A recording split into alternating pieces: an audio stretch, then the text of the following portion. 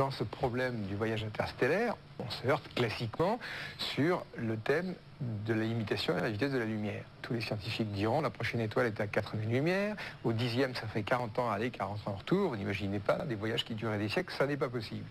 En attendant une vie de 200 000 ans, Jean-Pierre Petit a une autre idée basée sur les travaux du savant soviétique Andreï Sakharov. Sakharov dit beaucoup de choses dans ses articles. Le point de départ de ses travaux, c'est l'absence avérée d'antimatière. Vous savez que dans la théorie du Big Bang, il doit s'être créé autant de matière que d'antimatière. Or, cette antimatière cosmologique, on ne l'observe pas, parce que si elle existait, elle donnerait lieu à des annihilations qui ne passeraient pas inaperçues dans le cosmos.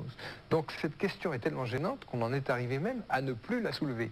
Et la seule réponse existante, c'est celle donnée par Sakharov en disant « elle a fichu le camp dans un univers jumeau ».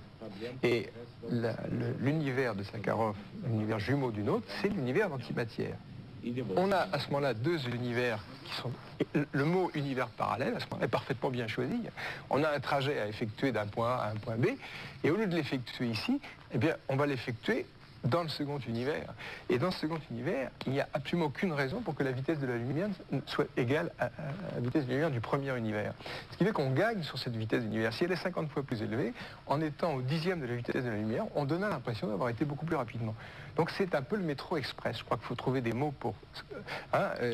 vous êtes à Paris, vous voyez quelqu'un qui est allé d'un point A à un point B, vous dites mais comment est-ce que vous avez fait? Vous ne pouvez pas avoir couru à 60 km/h. Non, j'ai pris le métro. Alors la question centrale, l'univers a-t-il un métro? Parce que les gens disent, bon, vos théories, qu'est-ce que ça donne au point de vue des observations? Alors, vous savez ce que c'est qu'une galaxie? C'est une espèce de disque plat comme ça, avec éventuellement des bras spiraux. Ça tourne à une certaine vitesse. Vous prenez notre Voie lactée, là où nous habitons. Nous avons un soleil qui tourne à 230 km par seconde. Il a une force centrifuge. Compte tenu de la masse qu'on comptabilise, il y a longtemps qu'on aurait dû foutre le camp. Explication gémellaire, autour de la galaxie, on a une antigalaxie qui se comporte un peu comme une coque, qui est pour elle répulsive et qui la confine.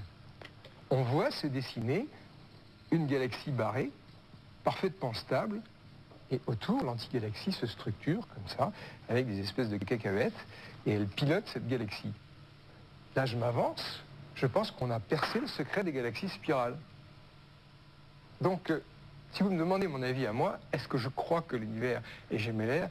Je dirais qu'il y a de fortes probabilités pour que ça le soit, parce qu'il marche nettement mieux que l'univers classique.